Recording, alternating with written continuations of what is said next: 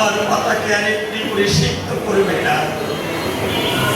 একটা থালের উপরে মা ভালো করে ভাতগুলো মেখে সন্তানকে বলতেছে, মেয়ে বাবা নেই, ও খোকা মুখখানে একটু বেদনা কর, একটু ফাঁকা কর সন্তান, এই এক মুঠো ভাত নেই না খোকা। আমি না খাওয়ার পরে ছলনা করে ওই গাছের রপ্তানি, ঘরের রপ্তানি, টেবিলের রপ্তানি গিয়ে লুকিয়েছিলাম চুরি খেলা খেলার জন্য। মা ওখানে গিয়ে বলেছি, খোকারে আমি তোর পা ধরি, ও খোকা তোর পা দুখানা জড়িয়ে ধরি, এই প্রসাদটুকু নেই বাবা।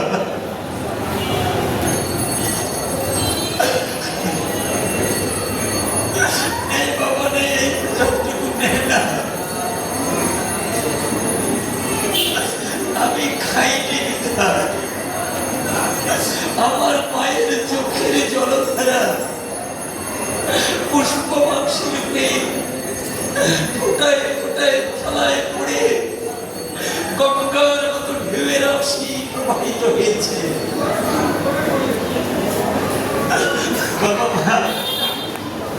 কষ্ট লাগে যখন দেশ বিদেশে পাঠিয়ে যায়, এই দৃশ্যগুলো দেখে বড় কষ্ট লাগে।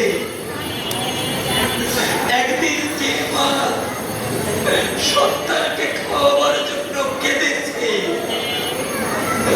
সন্তান খায় না বিদায় মা কেঁদেছে, যে সন্তানের জন্য মা কেঁদেছে আজকে সেই সন্তান খাবার দেয় না বিদায় কাঁদে।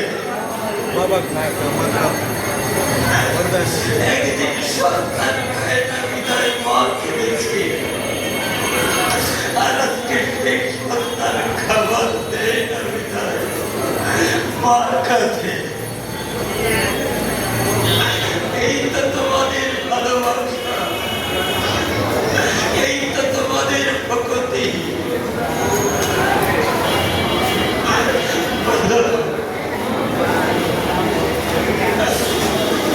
আমি রাজশাহীতে পড়তাম, ঢাকায় একটা বন্ধুর বসায় থাকবো, তখন প্রফেসর পেয়ে গেছে। দেখি বড় একটা কাষ্টের বোঝা, একদিকে ওর বাবা ধরেছে আর একদিকে আমার বন্ধুকে ধরেছে। ওর বাবা আর ওই বোঝাটা ধরে বলতেছে, ও খোকা আমি এত বড় বোঝা পারবো না, তুই আমার মাথায় এত বড় বোঝা দিস না। যে একদিন আমার বোঝা বইল, আজকে তার মাথায় আমি বোঝা তুলে দিতে চাই।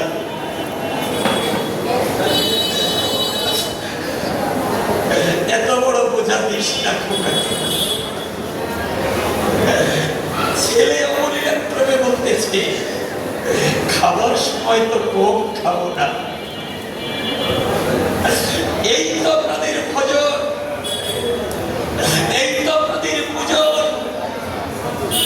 কোন বইয়ের পাতায় লিপিবদ্ধ আছে, কোন শাস্ত্র গ্রন্থে লিখেছে বাবা মার আশীর্বাদ না পেলে প্রভুর আশীর্বাদ পাওয়া যায়? কোন বইতে আছে বলুন?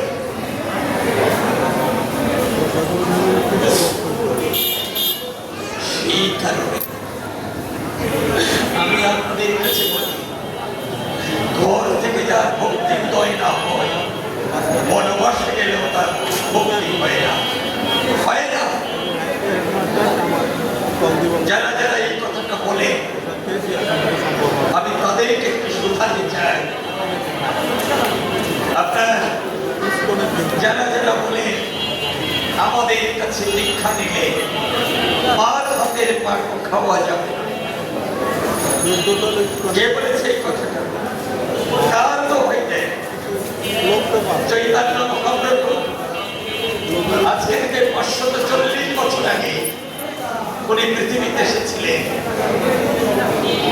আপনাদের কাছে ডেকে শোনাই,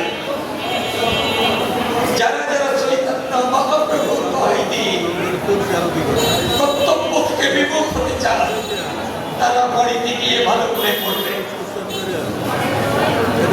উনি সন্ন্যাস নেওয়ার পরে আপনার সিলেট জেলার সুনামগঞ্জে, তখন নাম ছিল শ্রীহট্ট, সুনামগঞ্জে অদ্বৈত গোসার বাড়িতে এসেছিলেন। যার ডাকে উনি পৃথিবীতে এসেছেন, সেই অদ্বৈত গোসাইটাকে ডেকেছিল। এই অদ্বৈত ভাবটা কি? এর তুলসীর গাছের সাথে দেখে একটা শাখা লেগে আছে। আপনি যখন জল দেন, ওই কাণ্ডেও যা পায়, শাখায়ও তা পায়। আপনি যখন কৃষ্ণ পূজা দেওয়ার জন্য পাতা তুলে, তখন ওই পাতা কাণ্ডের পাতাও লাগে, শাখার পাতাও লাগে। অর্থাৎ তুমি আর আমি অবৈধতা। এ দ্বৈত ভাব নয়, এটা অদ্বৈত ভাব। তোমার আমার ভিতরে কোনো পার্থক্য নেই।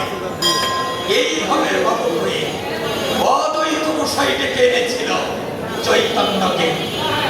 আমি আপনাদের কাছে বলি, এই অদ্বৈত গোসাইয়ের বাড়িতে বসে, অদ্বৈত গোসাইয়ের বাড়িতে বসে আপনারা বলেছিলেন চৈতন্য মহাপ্রভু, যাও ঢাকা দক্ষিণ থেকে আমার মাকে নিয়ে আসো। অদ্বৈত গোসাই বলেছিলেন, কেন মাকে আনতে হবে? ওখান থেকে 70 থেকে 71 মাইল দূরে ঢাকা দক্ষিণ, আপনার গোলাপগঞ্জ নামক থানার মধ্যে বলেছিল, যাও আমার মাকে নিয়ে আসো। অদ্বৈত গোসাই বাড়িতে বসে বলেছিল, যাও আমার মাকে নিয়ে এসো। স্বরূপ দামোদরকে বলেছিল। স্বরূপ দামোদর বলেছিল, কেন মাকে আনতে পাঠাবে? চৈতন্যদেব বলেছিলেন, আমি মায়ের হাতের প্রসাদ খেতে চাই। তখন আমরা স্বরূপ দামোদর বলেছিলেন, সন্ন্যাস নিলে পরে মার হাতের নয়, নারীর হাতের প্রসাদও খাওয়া যায়। সন্ন্যাস নিলে পরে নারীর হাতে প্রসাদও খাওয়া যায় না। এটা অদ্বৈত আপনার বাড়িতে বসে স্বরূপ দামোদর বলেছিলেন। এর উত্তরে চৈতন্য চরিতামৃতের মধ্যলীলায় চৈতন্যদেবকে বলেছিলেন, চৈতন্য চরিতামৃতের মধ্যলীলায় চৈতন্যদেবকে বলেছে, যাহা কিছু কৃষ্ণ ভক্তি সম্পত্তি আমার, জননী প্রসাদে সব দ্বিধা নাহিয়া। যাহা কিছু কৃষ্ণ ভক্তি সম্পত্তি আমার, জননী প্রসাদে সব দ্বিধা নাহিয়া। আমি সাধনা করে যে কৃষ্ণ প্রেম পেয়েছি, তাতে আমার মায়ের হাতের প্রসাদ খেতে আমার কোনো আপত্তি নাই। এটা চৈতন্য চরিতামৃতের মধ্যলীলা স্বয়ং বললেন চৈতন্য মহাপ্রভু। আর দোষটা আপনারা চৈতন্যকে দিতে চান। আরেকটা কথা বলে যায়, 4টা বৈষ্ণব ধর্ম পৃথিবীতে, চৈতন্যদেব আসারও 650 বছর আগে 4টা বৈষ্ণব ধর্ম পৃথিবীতে। একটা স্ত্রী, একটা ব্রহ্ম, একটা রুদ্র, একটা স্বর্ণ। এই দুদিন আগে যারা আপনারা একাদশী পালন করেছে, পত্রিকার কথা খুলে দেখে সেখানে লেখা আছে, আপনার নিম্মার্গ মতে একাদশী আছে কিনা বলেন? একটা গোস্বামী মতে একাদশী, আর একটা নিম্মার্গ মতে একাদশী। এই নিম্মার্গ মতে একাদশী পেলেন কোথায়? বহু পাঠকদের কাছে ছোট সময় শুনিয়েছি, বলেন কথা, পেলেন কথা? নিম্মার্গ মতে একাদশী আর গোস্বামী মতে একাদশী আপনাদের কাছে শুধায়।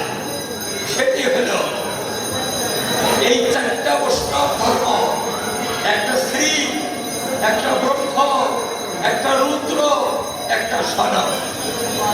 এই 4 শ্রেণীর বৈষ্ণব ধর্ম জগতে এসেছিল।